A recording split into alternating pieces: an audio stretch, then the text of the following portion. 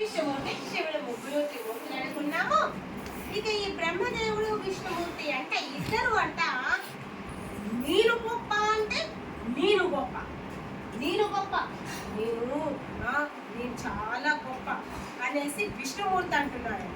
బ్రహ్మదేవుడు కూడా నేను చాలా గొప్ప, నువ్వేం గొప్ప, 4 వేదాలకు పుట్టినీళ్ళు, నా తల 4 తలలు ఉన్నాయి, 4 వేదాలు నా నుంచే పుట్టాయి, నేనో గొప్ప అని అన్నాడు.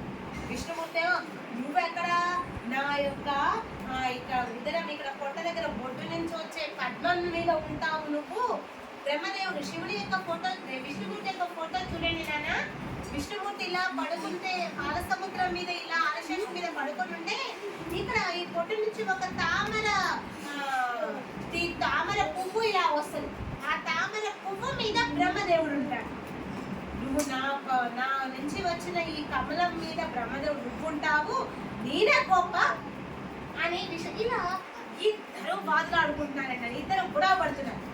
ఇలా బ్రహ్మదేవుడు విష్ణుమూర్తి ఇద్దరు గొడవ పడుతూ ఉంటే ముల్లోకాలు అల్లడిపైకి ఇలా కోపాన్ని తట్టుకోలేక ముల్లోకాలు అంధకారం అయిపోయాయి. అంటే భూలోకము, ముల్లోకాలు అంటే 3 లోకాలు, భూలోకము, పాతాళ లోకము, స్వర్గలోకం. పైన ఉండేది స్వర్గలోకం అంట, మనం ఉండేది భూలోకం అంట, మన కింద ఉండేది పాతాళ లోకం అంటాం, భూమి లోపల ఉండేది. ఈ 3 లోకాలు అల్లాడిపోతూ ఉన్నాయి. అంధకారం అయిపోయింది, చీకటి. వీళ్ళ కోపాన్ని, ఆ కోపం ఇద్దరు నేనంటే గొప్ప, నేనంటే గొప్ప, ఇలా ఇద్దరు మాట్లాడి గొడవ పడుతూ ఉంటే ఆ కోపాగ్నికి, కోపం వల్ల వచ్చిన అగ్ని అని అంట, ఆ కోపాగ్నికి 3 లోకాలు అంధకారమే. ఇక ఇలా అంధకారమైంది ఏంటమ్మా అనేసి శివుడు చూడగా వీళ్ళిద్దరి గొడవలే కనిపిస్తూ ఉంటాయంట. అయితే శివుడు ఏం చేశాడు, వీళ్ళిద్దరికి ఏంటి పరీక్ష పెట్టారు, గుణపాఠం నేర్పాలి అనేసి శివుడు మామూలుగా మన యొక్క రూపం కాకుండా శివుడికి ఇంకొక రూపం ఉంటుంది. ఏం రూపం నానా? లింగాకారం, లింగ రూపం. లింగ రూపానికి కళ్ళు, చెవులు, ముక్కు, నోరు అలా ఏదైనా ఉంటుందా? ఏమీ ఉండదు. ఓన్లీ ఇలా ఒక లింగం, రాయి ఇలా రూపం అనేది ఉంటుంది. ఓకేనా? ఇలా లింగాకారంగా అతి పెద్ద అరుణలింగం ఉద్భవించిందంట. అరుణలింగం అంటే ప్రకాశవంతంగా ఉన్న లింగం ఉద్భవించిందంట. ఉద్భవించేస్తే ఇక ఈ ప్రకాశానికి భూలోకాలు అత్యంత ప్రకాశవంతమైనగా అయిపోయాయి. సడన్ గా అంధకారం కాస్త ప్రకాశవంతమైనదా అనేసి వాళ్ళు చూస్తే, పరీక్షలు చూస్తే ఒక అగ్నిలాగా, అగ్ని ఏమవుతుంది కింద పైన రాది అంతం లేకుండా ఇక అసలు మొత్తం ఉందంట. అక్కడ బ్రహ్మదేవుడికి విష్ణుమూర్తికి ఒక వాణి వినిపించిందంట, మాటలు వినిపించాయంట. మీరిద్దరు గొడవ పడుతున్నారు కదా, ఎవరు గొప్ప అని. సరే, మీ ఇద్దరిలో ఎవరు గొప్ప చెప్తాను వినండి.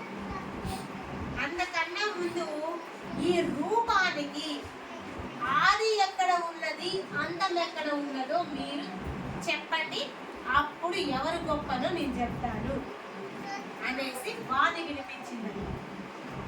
అయితే ఎక్కడ ఆది అంటే స్టార్ట్, మొదలైన పాయింట్, అంతం అంటే చివరి పాయింట్, ఎండ్ పాయింట్ ఎక్కడ అన్నది మనము చెప్పమంటే సరే అని, మీరు కిందికి ఎందుకు వెళ్ళాలి, మీరు పైకి వేయాలట అని బ్రహ్మదేవుడు నేను గొప్ప అనుకొని బ్రహ్మదేవుడు ఏం చేస్తాడు, పైకి, ఇప్పుడు ఈ భూమి మధ్యలో భూమి ఉందనుకో, ఈ భూమి నుంచి పైకి ఆ లింగ రూపం ఎక్కడ ఉందో, మొదలు ఎక్కడ ఉందో కనుక్కోవడానికి పైకి వెళ్తూ ఉన్నాడంట.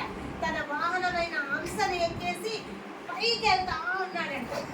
ఇక విష్ణుమూర్తి ఏం చేస్తాడు, సరే ఏదైతే ఉంది నేను చివరి ఎండ్ పాయింట్ ఏంటో కనుక్కుంటా అనేసి ఎండ్ పాయింట్ కనుక్కోవడానికి విష్ణుమూర్తి పాతాళ లోకానికి వెళ్ళిపోతూ ఉన్నాడంట. బ్రహ్మదేవుడేమో ఏ లోకానికి వెళ్తున్నాడు, స్వర్గలోకం వైపు పైకి, భూలోకం నుంచి స్వర్గలోకం వైపు పైకి వెళ్ళిపోతా ఉన్నాడు. విష్ణుమూర్తి ఏమో ఎక్కడికి వెళ్తున్నాడు? పాతాళలోకానికి వెళ్తున్నాడు. ఇలా కొన్ని వేల సంవత్సరాలు ట్రావెల్ చేస్తూనే ఉన్నాడు తను. Not 1 year 2 years, 1 month 2 months, 1 day 2 days, వేల 1000 years ఏం చేస్తున్నారు? అలా బ్రహ్మదేవుడు పైకి పోతూనే ఉన్నాడు, విష్ణుమూర్తి కిందకి పోతూనే ఉన్నాడు, ట్రావెల్ చేస్తూనే ఉన్నారు. ఎక్కడుంది అక్కడకు మనము పలానా కాశీ ఎక్కడున్నది అని వెళ్ళాలి అంటే బస్ ఎక్కి లేదా ట్రైన్ ఎక్కి వెళ్ళిపోతాం కదా. కన్యాకుమారి ఎక్కడుంది అంటే మన ఇండియా, కాశీకి కన్యాకుమారి ఎలా ఉంది అంటే మనం ఇట్లా సౌత్ ఇండియా వైపు వెళ్తూనే ఉంటాం కదా. అది నార్త్ ఇండియా ఇటు సౌత్ ఇండియా ఎలాగైతే వెళ్తామో బస్సు అయితే కన్యాకుమారి వరకు రీచ్ అవ్వచ్చు, కొన్ని రోజుల తర్వాత కాశీ వరకు వెళ్ళిపోవచ్చు కొన్ని రోజులు, కానీ కొన్ని రోజుల్లోనే మనం వెళ్తాం. కానీ ఇక్కడ బ్రహ్మదేవుడు విష్ణుమూర్తి కొన్ని వేల సంవత్సరాలు ట్రావెల్ చేస్తారు. కానీ వాళ్ళకి ఎండ్ పాయింట్ కనపడట్లేదు, స్టార్టింగ్ పాయింట్ కనపడట్లేదు. ఆ లింగానికి, అగ్నిగోళంగా ఉన్న లింగానికి కనిపించడం లేదు. ఇక విష్ణుమూర్తి ట్రావెల్ చేస్తూ సముద్రాలు, పాములు అన్ని ట్రావెల్ చేస్తూ చివరికి విష్ణుమూర్తికి ఒక కంక్లూజన్కి వచ్చాడు. అర్థమైంది ఏంటి? ఇది శివుని మాయ. ఎందుకంటే ఉన్నది శివుడే కదా, శివుని మాయ. ఇక ఎండ్ పాయింట్ అనేది లేదు, నాకు అర్థమైంది. కాబట్టి ఇక నేను తిరిగి మనం ఎక్కడైతే ఆ వాణి వినిపించిందో ఆ భూమి వరకు వెళ్ళాలి అనేసి నిశ్చయించుకొని ఇక విష్ణుమూర్తి చేసేదేమి లేక ఎండ్ పాయింట్ దొరకగా ట్రావెల్ చేసి రివర్స్ ట్రావెల్ అయ్యాం. మళ్ళీ మిడిల్ వాణి వినిపించిన భూలోకం వరకు రావాలని రివర్స్గా వెళ్ళి వేల సంవత్సరాలు వెళ్ళడం, కానీ అంత లోపలికి వెళ్ళేసరికి రాలేకపోయాం. చివరికి వరాహ రూపం ధరించి అటు ఇటు ఏదో ఒక ఆధారాన్ని పట్టుకొని ట్రావెల్ చేసి వాణి వినిపించిన దగ్గరికి రావడానికి ట్రై చేసి వెళ్తూ ప్రయాణం కొనసాగించింది. ఇక బ్రహ్మదేవుడు వెళ్ళిపోయాడు కదా, పైకి వెళ్ళిపోయాడు కదా. వెళ్ళిపోయిన తర్వాత అంత దూరం వెళ్ళిన తర్వాత ఇక తనకి స్టార్టింగ్ పాయింట్ ఏమీ కనపడలేదు. తనకి కూడా అయినా వెళ్తూనే ఉన్నాడు, అలసిపోతున్నాడు. ఇలా ట్రావెల్ చేసే టైంలో వాళ్ళు అలసిపోయారు కూడా. చివరికి చేసేదేమీ లేక ఆయనకి ఒక కేతకి పుష్పం కనిపించింది అంటున్నాడు. ఎక్కడి నుంచో గాలి పడుతుంది. కేతకి పుష్పం గుర్తు పెట్టుకోండి. కేతకి పుష్పం ఏ పుష్పం నానా? Flower. Ketaki flower. Ketaki flower అంటే మొగలి పువ్వు. మొగలి పువ్వు కేతకి ఫ్లవర్ అంటే మొగలి పువ్వు అంటే అది అక్క చెప్పిన పేరు ఏంటంటే కాంకిష్టమా? ఓకే, నాకు ఆ ఇంగ్లీష్ వర్డ్ నాకు తెలియదు నాన్న. ఓకే, తన అక్క చెప్పింది మొగలి పువ్వు. అది ఏంటంటే చందనం లాగా చూడడానికి ఆ పువ్వు స్మెల్ మాత్రం బాగా వస్తుంది నాన్న. అసలు విపరీతమైన వాసన వస్తుంది. దానికి చెప్తున్నా కనుక పాముకి ఇష్టం, స్నేక్కి ఇష్టం.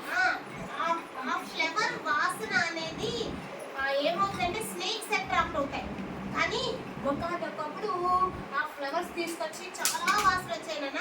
మొగలి పువ్వుని ఇలా గుచ్చేసి తనలో పెట్టుకునే వాళ్ళు, ఎంత బాగుండేదో వాసన అయితే. బాగుంటుంది. గ్రీన్ సంపెంగ నాన్న, గ్రీన్ కలర్ ఫ్లవర్ సంపెంగ. ఇది మొగలి పువ్వు. మీకు దాదాపు మీకు తెలియదు. మీకు చందనం గంధము కలర్ లో, కొంచెం గంధము ఆ కలర్ లో ఉంటారండి. అట్లు ఇట్లా ఉంటాయి. ఆ పువ్వు రాలుతూ కింద పడిందండి. ఈ బ్రహ్మదేవుడు ఆ పువ్వుని ఆపాడండి. బ్రహ్మదేవుడు ఆ పువ్వుని ఆపాడు. ఆపి ఇక ఇప్పటి కొంచెం ఏంటంటే చీట్ చేయాలని అనిపించిందండి. చీటింగ్ చేయాలని అనిపించిందండి బ్రహ్మదేవుడు.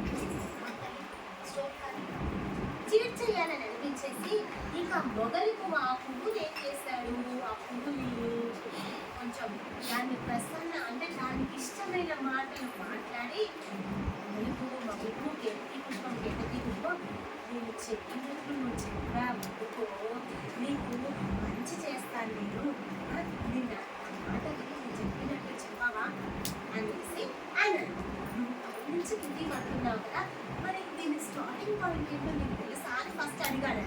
అడిగితే నాకు తెలియదు, ఎక్కడి నుంచో ఉంది ఇది, నేను అంత దూరం పైనుంచి రావట్లేదు, నాకు తెలియదు, నేను శివుని పాదాల దగ్గరికి వెళ్దామని వెళ్తున్నాను, శివునికి ప్రార్థిద్దామని వెళ్తున్నాను, నాకైతే దాని స్టార్టింగ్ పాయింట్ తెలియదంటే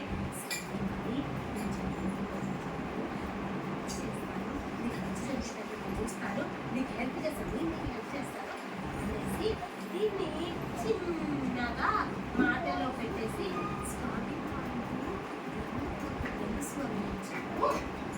అని చిన్నగా అబద్ధం చెప్పమని అడిగాడంట. పువ్వుని అబద్ధం చెప్పమని అడిగాడంట. ఎవరు అడిగారు?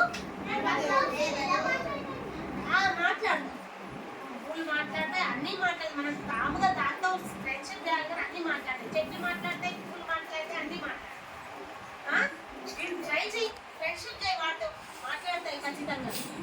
అయితే సరే అని మొగలి పువ్వు ఏం చేస్తుంది, పోతూ పోతూ పోతూ అక్కడికి పోయి ఏం చేస్తుంది, విష్ణుమూర్తి శివుడు అక్కడ ఉన్న దగ్గర విష్ణుమూర్తి దగ్గరికి పోయి వచ్చేసరికి టైం పడుతుంది కానీ నువ్వు పోయి కొంచెం విషయం చెప్పు, ఎట్లాగో పోతున్నావు కదా, నువ్వు పోయి విషయం చెప్పు, బ్రహ్మదేవుడు స్టార్టింగ్ పాయింట్ తెలుసు అని చెప్పు అంటే ఈ మొగలి పువ్వు ఏం చేస్తుంది, ఆశపడి ఏదో సరేలే ఏదో చెయ్యమన్నాడు, హెల్ప్ చేయమన్నాడు కదా, మన ఫ్రెండే కదా, హెల్ప్ చేయమన్నాడు కదా, ఫ్రెండే కదా, సరే చెప్పలేదా అడదాంలే చెప్దాంలే అనేసి ఏమైంది, మొగలి పువ్వు విష్ణుమూర్తి దగ్గర దాకా వెళ్ళేసి ఆ ఉన్న దగ్గరికి వెళ్ళి బ్రహ్మదేవుడి కంట స్టార్టింగ్ పాయింట్ తెలిసిందంట అని చెప్పింది.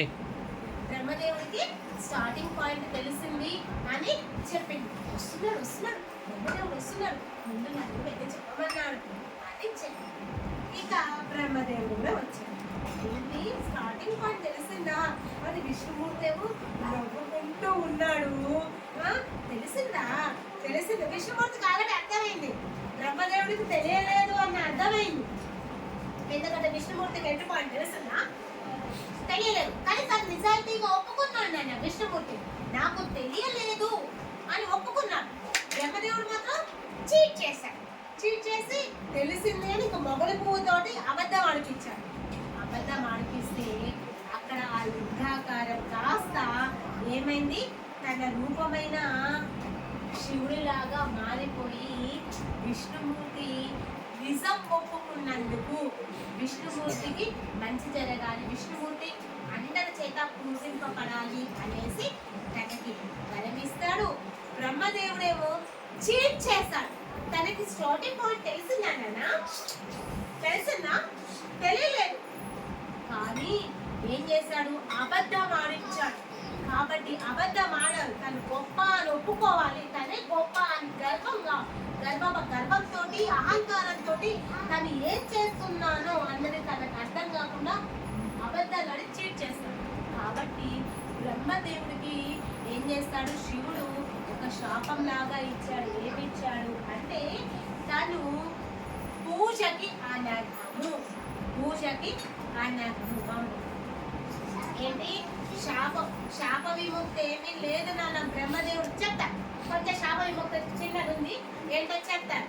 ఏంటి అంటే బ్రహ్మదేవుడిని ఎవరు పూజించరు అని శాపం ఇచ్చాడు. ఇక బ్రహ్మదేవుడికి అందుకే ఎక్కడా బ్రహ్మదేవుడికి ఆలయాలు ఉండవు నాన్న. విష్ణుమూర్తి ఆలయం ఉంటుంది, విష్ణుమూర్తి అన్నా, కృష్ణుడు అన్నా, వెంకటేశ్వర స్వామి అన్నా, రాముడు అన్నా అన్ని విష్ణుమూర్తి అవతారాలు. కాబట్టి విష్ణుమూర్తికి గుడులు ఉన్నాయి, కానీ బ్రహ్మదేవుడికి మాత్రం ఎక్కడా గుడి అనేది లేదు. ఎందుకు అంటే ఆ రోజు తన కారణంగా తన అబద్ధ మోసపూరిత బుద్ధి వలన తన పూజకి అనర్హుడయ్యాడు. అలాగే మొగలి పువ్వు కూడా శాపం ఉంది.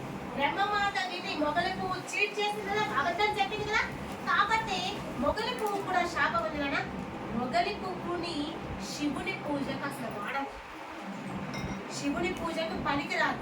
అలాగే దాదాపు ఏ పూజకి మొగలి పువ్వుని వాడదు నాన్న, పూజకి మొగలి పువ్వు కూడా పనికిరాదు అని శివుడు ఏం చేస్తాడు, మొగలి పువ్వు కూడా అందుకే అబద్ధాలు ఆడితే ఎప్పటికైనా నష్టమే. నైస్, అబద్ధాలు ఆడదు, నిజమే కష్టమైనా నిజమే మాట్లాడాలి. అయితే చాలా చాలా ఉన్నది స్టోరీ, టైం లేదని కొంచెం ఓకేనా. అలాగే ఇక ఏంటి, బ్రహ్మదేవుడికి ఆలయం లేదు, శివుడికి విష్ణుమూర్తికి ఉన్నాడు కాబట్టి విష్ణుమూర్తికి ఆలయం ఉంది కదా, మొగల పువ్వుకి పూజకి అన్నారు. అయితే ఇక తర్వాత బ్రహ్మదేవుడు ఏం చేశాడు అంటే శివుణ్ణి ప్రార్థిస్తాడు. నాన్న ప్రార్థించి తప్పుని నిజాయితీగా ఒప్పుకుంటే ఆ ఒక్క దాంట్లో అయిపోతుంది నాకు, కాబట్టి నిజాయితీగా ఉండండి ఎప్పుడైనా, కానీ అబద్ధం అనాల్సిన అవసరం ఏమీ లేదు. ఒకవేళ తెలియక తప్పు చేసినా నిర్ణయంగా ఒప్పుకోండి, దాంతో అయిపోతుంది. మీ నిజాయితీ ఎప్పటికీ మంచిగా, నిజాయితీ ఉన్న వాళ్ళు ఎప్పుడూ మంచి వాళ్ళు. అలా ఈ బ్రహ్మదేవుడు తర్వాత ఏం చేస్తాడు, శివుడిని ప్రార్థిస్తాడు. నా తప్పు జరిగింది, ఏదో నేను తప్పు చేస్తాను ప్రార్థిస్తే, చివరికి సరే నేను శాపం ఇచ్చాను, శాపాన్ని అయితే నేను తీసుకోలేను, కానీ చిన్న విముక్తి కలిగిస్తాను. ఎవరైతే బ్రాహ్మణులను పూజిస్తారో, బ్రాహ్మణులకి సేవ చేస్తారు, బ్రాహ్మణులను పూజిస్తారో అది బ్రహ్మకి చేసినట్లే అని వరమిస్తారు. అదొకటి. మనము విష్ణుమూర్తిని పూజిస్తాము, శివుని పూజిస్తాము, బ్రహ్మదేవుని పూజించడం లేదు కదా అని అనుకోవాల్సిన అవసరం ఏం లేదు. బ్రాహ్మణుడు పూజారులను ఎవరైతే పూజిస్తారో, పూజారికి నమస్కారం చేస్తే బ్రహ్మదేవుడిని కూడా నమస్కరించినట్లే. కాబట్టి ఆ చిన్న విముక్తిని కలిగిస్తాడు శివుడు. బ్రహ్మదేవుడికి అందుకే ఆలయాలు లేవు, బ్రహ్మదేవుడికి ఇప్పుడు లేదు. అది నెక్స్ట్ స్టోరీ. అయితే ఇంకొకటి ఏమిటన్నా, మన మొత్తం మీద ఒక్కటే బ్రహ్మదేవుడి ఆలయం ఉంది, ఒక్క ఆలయం ఉంది, ఒక్క ఆలయం కట్టారు. ఇది ఒక్కటి గుర్తు పెట్టుకోండి. ఈ ఆలయం రాజస్థాన్ లో పుష్కర్ వద్ద ఉంది. బ్రహ్మదేవుడి యొక్క ఆలయం జగద్గీత బ్రహ్మాలయం అనేసి రాజస్థాన్ లోని పుష్కర్ వద్ద ఒక ఏకైక బ్రహ్మదేవుడి ఆలయం ఉంది. ఓకేనా? వెళ్ళినప్పుడు రాజస్థాన్ వెళ్ళినప్పుడు చూడండి, వేసుకుంటారు.